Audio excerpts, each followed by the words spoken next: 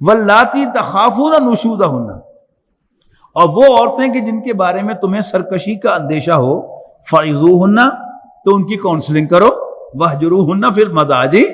اور بستروں میں ان سے علیحدگی اختیار کرو، وضربوہن، اور انہیں مارو۔ اب کوئی بھی جو ادارہ ہے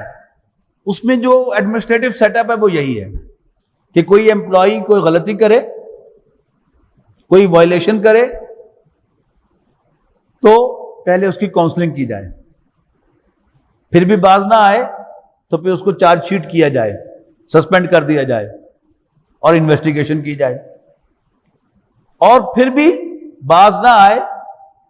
تو پھر اس کی انکریمنٹ بند کر دی جائے یا اس کے خلاف کوئی تادیبی کارروائی کی جائے، پھر بھی باز نہ آئے تو پھر اس کی سروسز ٹرمینیٹ کی جائیں۔ یہی تین چیزیں یہاں ہیں، یعنی چھوٹی سی بات پر سیدھا طلاق دے دینا، نو، پہلے انہیں سمجھاؤ، پھر انہیں لائٹ پنشمنٹ دو کہ ان کے ساتھ جو فزیکل تعلق ہے اس کو سسپینڈ کر دو، بستر میں ان سے علیحدہ ہو جاؤ، پھر بھی نہ سمجھے تو پھر تادیبی کارروائی کے طور پر انہیں مارو، جس پر نبی اکرم صلی اللہ علیہ وسلم نے بہت سی پابندیاں لگائی ہیں۔ ایسی مارنا، اس پہ منہ پر نہ مارو، پھٹکار نہ ہو،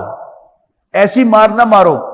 کہ جس سے ان کے جسم پر نشان پڑ جائے، ایسی مار نہ مارو جس سے ہڈی ٹوٹ جائے، تو مار کون سی رہ جاتی ہے، اشارہ ہی رہ جاتا ہے صرف،